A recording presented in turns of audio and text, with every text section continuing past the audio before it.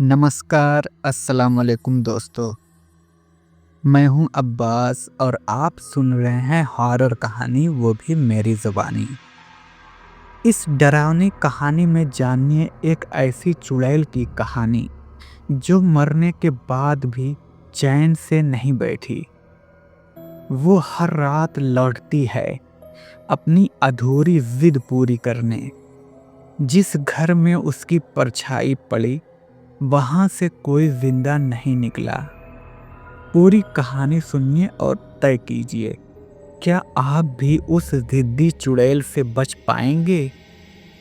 Channel को subscribe करें और डर की अगली कहानी के लिए हमारे इस चैनल को लाइक, कमेंट, शेयर करें अगर आप हॉरर के शौकीन हैं। चलिए बिना देरी के कहानी को शुरू करते हैं। साल 2016 की बात है। नीना और उसके पति अमित ने शहर से थोड़ी दूर एक छोटा सा मकान किराए पर लिया था। अमित एक प्राइवेट कंपनी में काम करता था और नीना गृहिणी थी।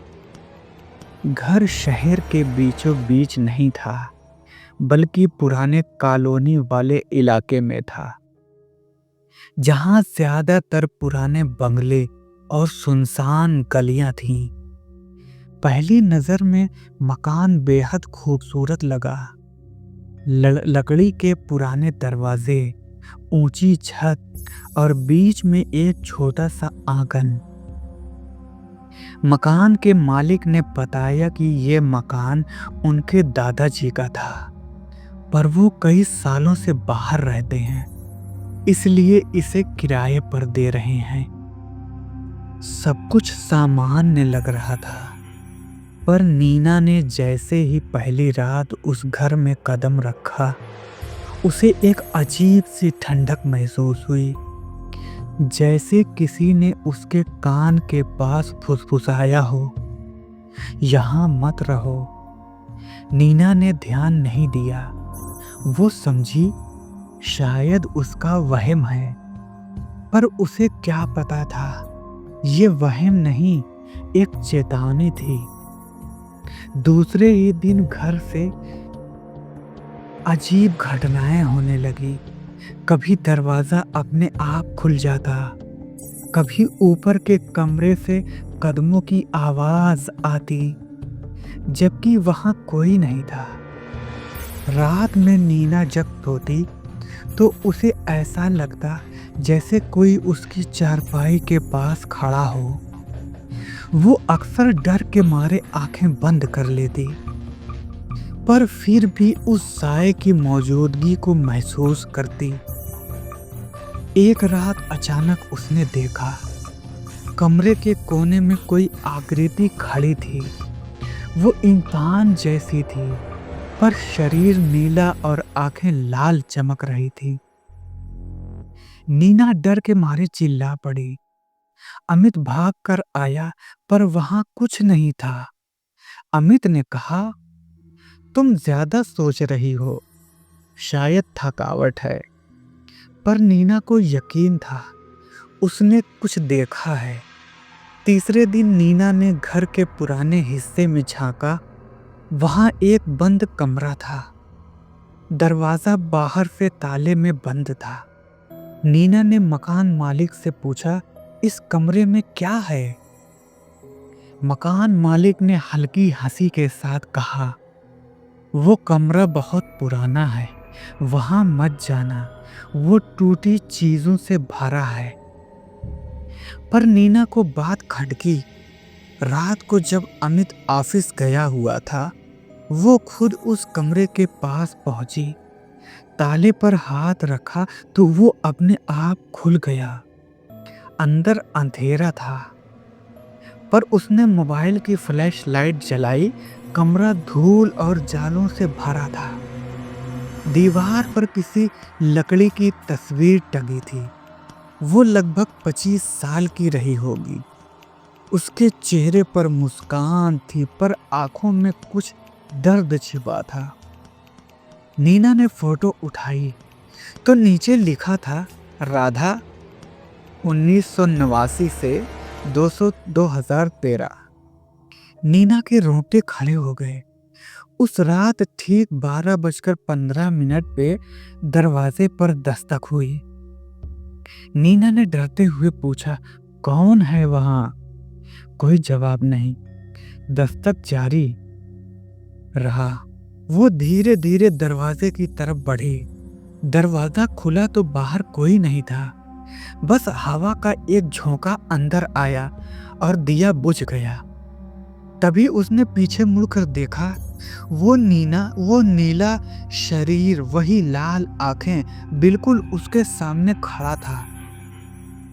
वो प्रेत धीरे से बोला, क्यों छेड़ा तुमने मेरा कमरा? नीना चीख उठी। अगली सुबह जब अमित लौटा, वो नीना को फर्श पर बेहोश पड़ा पाया। डॉक्टर ने कहा सदमे में है। अगले दिन जब नीना को होश आया, वो कांपते हुए बोली, अमित, यहाँ कोई है? वो लड़की राधा। अमित ने गंभीर होकर कहा, कौन राधा? नीना ने सब बताया। तस्वीर, ताला, आवाजें, लाल आंखें। अमित को यकीन नहीं हुआ, पर उसने मकान मालिक से बात करने का निश्चय किया। उन्होंने पूछा। मकान मालिक के चेहरे का रंग उड़ गया। वो बोला, तुमने वो तस्वीर देख ली? फिर उसने धीमे स्वर में बताया, राधा मेरी बहन थी। वो इस घर में अकेली रहती थी। एक दिन अचानक उसकी मौत हो गई। किसी ने कहा उसने आत्महत्या की, पर हमने हमेशा शक रहा कि किसी ने उसे मारा था। तब से वो चैन से नहीं है। नीना ने डरते हुए पूछा, क्या उसकी आत्मा अब भी यही है? वो बोला, हाँ, वो नहीं गई। वो जिद्दी थी, बहुत जिद्दी। मरने के बाद भी उसने कहा था, जब तक मेरा सच सामने नहीं आएगा, मैं नहीं जाऊंगी। उस रात नीना ने सपने में देखा, राधा उसके सामने खड़ी थी। उसकी आंखों से खून बह रहा था। वो बोली, मुझे इंसाफ दिलाओ, वरना ये घर किसी को नहीं छोड़ेगा। नीना की नींद टूटी तो देखा, फोटो दीवार से गिरकर फर्श पर टूटी पड़ी थी। फोटो के पीछे खून से लिखा था 13 जून 2013। वो तारीख थी राधा की मौत की। नीना ने पुलिस रिकॉर्ड खंगाले। पता चला राधा की मौत को सुसाइड बताया गया था। पर उस रात पड़ोसी ने चीखें सुनी थी और किसी पुरुष आवाज की भी। जांच अधूरी रह गई थी। नीना ने मकान मालिक से फिर मिलने की कोशिश की, पर वो अचानक शहर छोड़कर चला गया। नीना को शक हुआ कि राधा की मौत में उसी का हाथ तो नहीं। अब राधा की आत्मा और बेचैन हो गई। रात रात भर दीवारों पर खून से लिखे शब्द दिखते, वो झूठा है, उसे सजा दो। एक रात आत्मा ने नीना से कहा, तुम सच्चाई बताओगी तो मैं चली जाऊंगी, नहीं तो तुम्हारी बारी है। नीना ने डरते हुए पुलिस को कॉल किया और पुराने रिकॉर्ड फिर खुलवाए। जांच में निकला, राधा ने अपने भाई के दोस्त से शादी करने से इनकार कर दिया था। उसी से गुस्से में उसका गला घोंट दिया और सुसाइड का नाटक रचा। मकान मालिक सब जानता था, पर अपने परिवार की इज्जत बचाने के लिए उसने सच छुपा दिया। जब ये बात बाहर आई, पुलिस ने आरोपी को गिरफ्तार किया। अदालत में केस चला और आखिरकार राधा को इंसाफ मिला। उस रात पहली बार नीना चैन से सोई। रात को उसने सपना देखा, राधा मुस्कुरा रही थी, उसके हाथ में दिया था और उसकी आंखों की लाल चमक भी अब गायब थी। वो बोली, धन्यवाद, अब मैं जा रही हूँ। धीरे धीरे वो धुंध में गायब हो गई। कमरे की ठंडक खत्म हो गई। दीवारों पर लिखा खून सूख गया। घर पर सामान्य था, 6 महीने बाद नीना और अमित ने घर बदल लिया। वो अब नए अपार्टमेंट में थे। नीना ने अपने नए बेडरूम में सामान लगाते हुए राधा की पुरानी फोटो अलमारी से निकाली। वो सोच रही थी उसे कहीं रख दे, लेकिन जैसे ही उसने फोटो को पलटा, पीछे लिखा था फिर मिलेंगे। वो तिहर उठी और तभी कमरे की लाइट अपने आप बंद हो गई। ठंडी हवा का झोंका आया और कानों में वही आवाज गूंजी, मैं कह चुकी थी मैं जिद्दी हूँ। धन्यवाद मेरे प्यारे साथियों।